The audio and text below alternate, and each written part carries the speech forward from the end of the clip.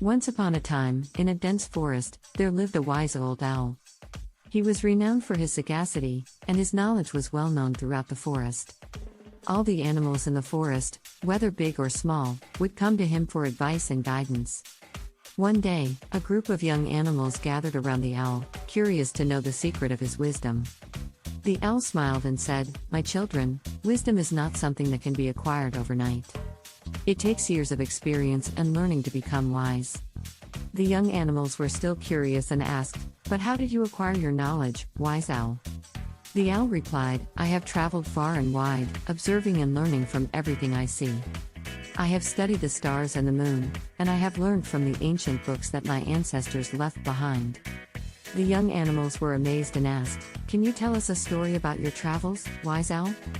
The owl closed his eyes and began to tell his story.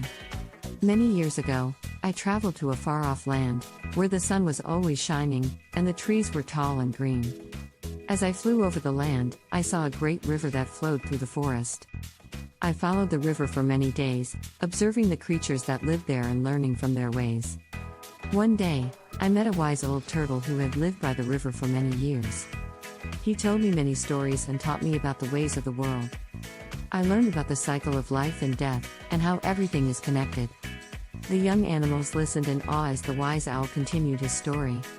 He spoke about his travels to different lands and the knowledge he gained from the different creatures he met along the way. He shared stories about the stars and the moon, the sun and the rain, and the secrets of the universe. As the owl finished his story, the young animals were filled with wonder and awe. They realized that wisdom was not just about knowledge but also about understanding and compassion. They thanked the owl for sharing his knowledge and promised to continue learning from him and the world around them. From that day on, the young animals came to the owl for guidance, and the wise old owl continued to share his knowledge and wisdom with them, as well as with anyone else who sought his counsel.